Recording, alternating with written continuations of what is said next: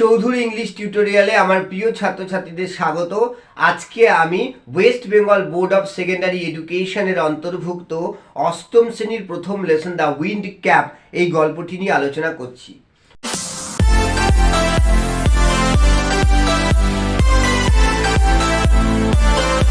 তো চলো আমরা আগে গল্পটি পড়ার আগে আমরা দ্য উইন্ড ক্যাপ এই শব্দটির অর্থ আমরা দেখি। দ্য উইন্ড ক্যাপ কথাটির অর্থ হচ্ছে এমন একটি টুপি, মানে যেটাকে বলা হয় বাংলায় হাওয়া টুপি, যে টুপিটা কিন্তু হাওয়াকে ডেকে আনতে পারে। এবং এটি বিখ্যাত একজন আমেরিকান রাইটার জেন ইয়োলেন ওনার লেখা, এবং তিনি 280টিরও কিন্তু বেশি বই লিখে একজন বিখ্যাত কিন্তু রাইটার হয়ে উঠেছিলেন। চলো আমরা দেখি। There was once a lad who wanted to be a sailor, but his mother would not let him go to the sea. খুব সুন্দর প্রথম লাইনটির মধ্য দিয়ে একটি খুব সুন্দর কন্ট্রাডিকশন আছে, অর্থাৎ একটি বৈপরীত্য আছে। কেমন?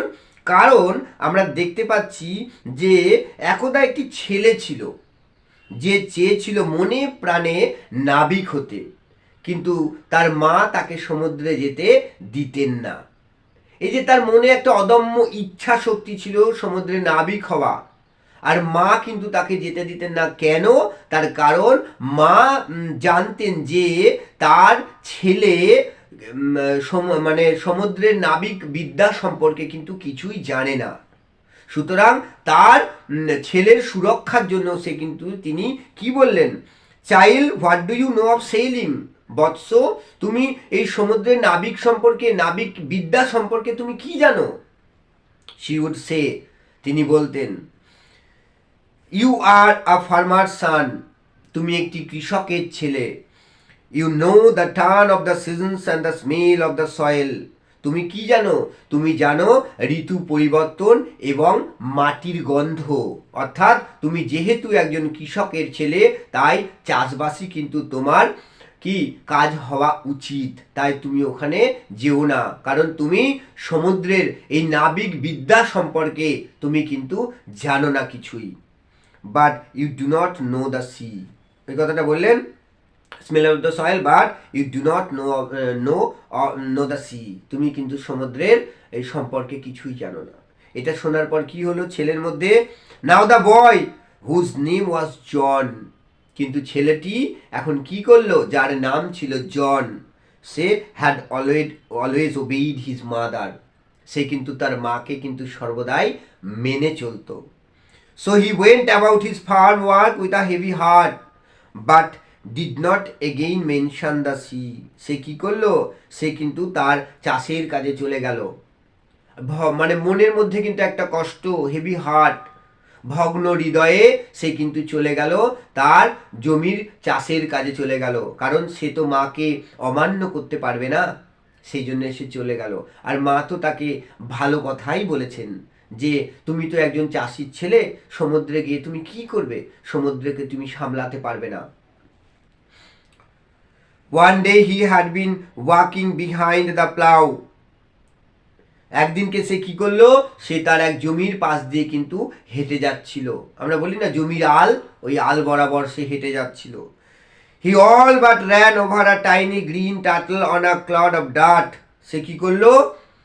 সে একটি মাটির দলা, মাটির ঢিবি, এর ওপরে দেখতে পেল একটি গ্রিন কালারের টার্টল, একটি কচ্ছপ, সে কিন্তু ওর উপরে ছিল কচ্ছপটি। সেই কচ্ছপটিকে কিন্তু জন দেখতে পেল। He picked the turtle up and set it on his head where he knew it would be safe. সে কি করলো?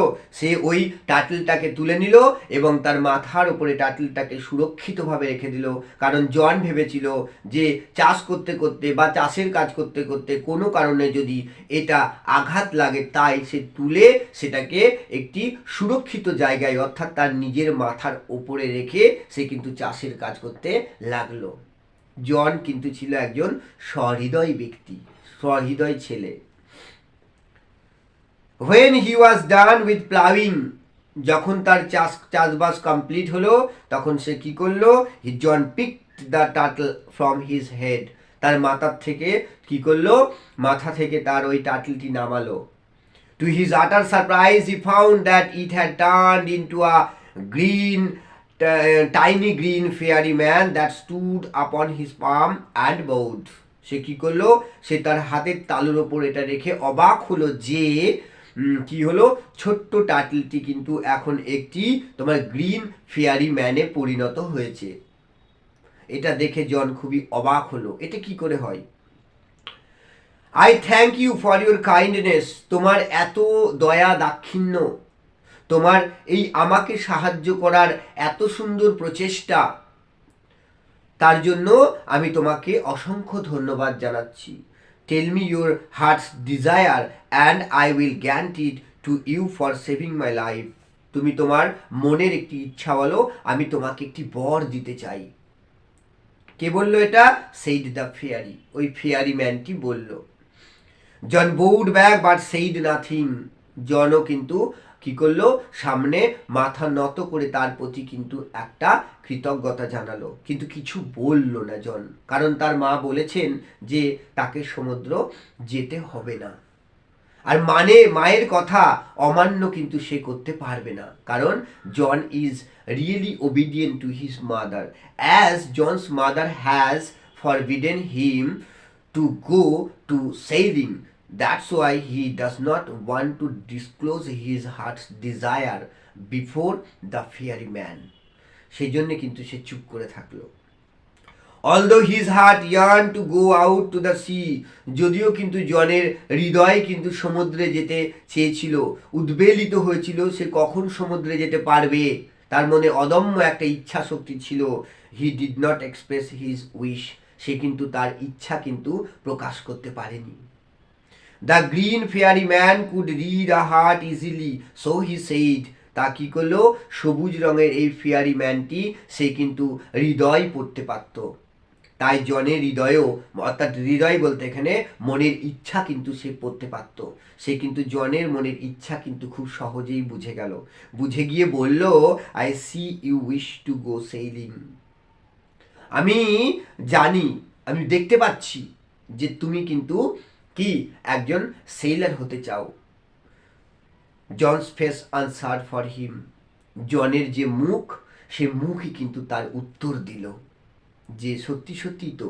জনে যে প্রকাশ করলো না, কিন্তু যেহেতু the fairy man could read a heart easily, so এটা কিন্তু তাড়াতাড়ি কিন্তু বুঝে গেল জনের মনের ইচ্ছাটা, এবং জনের মুখটি এমন ভাবে উপস্থাপন হয়েছিল ফেয়ারি ম্যানের কাছে, মুখটি দেখেই কিন্তু সে বলতে পেরেছিল ফেয়ারি ম্যানটি। এর পরবর্তী লেসনগুলো নিয়ে আমি তোমাদের সামনে খুব দ্রুত উপস্থাপন করব, এবং এটারও পরের সেকেন্ড পার্টটা নিয়ে আমি আলোচনা করব। তোমরা বাড়িতে এই টেক্সটটি খুব সুন্দরভাবে খুঁটিয়ে পড়ো। এবং এই প্রসঙ্গে একটা কথা বলে রাখি যে এই গল্পটার মধ্যে দিয়ে খুব সুন্দরভাবে একটা জেন ইয়োলেন একটি মেসেজ দিয়েছেন যে আমাদের মনে যদি কোনো একটা অদম্য ইচ্ছা, অনেস্ট ইচ্ছা থাকে, তাহলে কিন্তু সেই ইচ্ছাটা কিন্তু ইচ্ছা শক্তির টাকে কিন্তু আমরা কি করতে পারি, সেখানে কিন্তু আমরা পৌঁছাতে পারি। কিন্তু আর একটা জিনিসও খুব মেসেজ দিয়েছেন সুন্দরভাবে, যে মায়ের যে আদেশ, মায়ের যে ইচ্ছা, সেই ইচ্ছাটাকে কিন্তু কখনোই কিন্তু কি অস্বীকার করা যাবে না। তাই আমাদের প্রত্যেকেরই কিন্তু উচিত যে মায়ের প্রতি, আমাদের নিজেদের মায়েদের প্রতি কিন্তু একটু ওবিডিয়েন্ট থেকে আমরা কিন্তু আমাদের ভবিষ্যতের পথে এগিয়ে যাব। জন কিন্তু একটা মাঝপথে ছিল, তার পরবর্তীকালে আমরা দেখতে পারবো কিন্তু সে অনেস্ট বলে তার মনের মধ্যে একটা অদম্য ইচ্ছা শক্তিটা সেটাও পূরণ হয়েছিল, আবার মায়ের কথাও কিন্তু সে রেখেছিল। কিন্তু একটা সময় সমুদ্রে যাওয়ার পর জনের মধ্যে মনে হয়েছে যে সত্যি তো, মা তো ঠিকই বলতেন, আমি বাড়ি যাব, আমি সমুদ্রে থাকবো না। কারণ সমুদ্রে সেই যাওয়ার পরে যে নাবিক, সেই নাবিকদের কিন্তু একটা কি অসৎ একটা সঙ্গে কিন্তু মানে অসৎ একটা যে নাবিকরা ছিল, তাদের কিন্তু সেই সংস্পর্শে চলে আসতে আসতে তার মনে হয়েছিল যে এরা আমার সাথে কিন্তু সৎ ব্যবহার করছে না, তাই তারা তাকে কাজে লাগাচ্ছে, তারা তাকে ব্যবহার করছে। তারা তাদের উদ্দেশ্য সফল করার জন্য নাবিকেরা জনকে কি করছে, শুধু কাজে লাগাচ্ছে। কেন? একটাই কারণ, তার কাছে উইন্ড ক্যাপ ছিল। তাই জনের মধ্যে মনে হয়েছিল যে না, আমার বাড়ি গেলেই ভালো হতো, মা তো ঠিকই বলেছেন, মায়ের কথা কখনোই অমান্য করা উচিত নয়। আমি পরবর্তী পার্টটা নিয়ে আর কি, এই লেসনের পরবর্তী পার্টে আমি এটা নিয়ে বিস্তারিত আলোচনা করছি। তোমরা আমার সঙ্গে থেকো এবং তোমরা বাড়িতে ভালো করে পড়ো। তোমরা খুব ভালো থেকো। Good bye.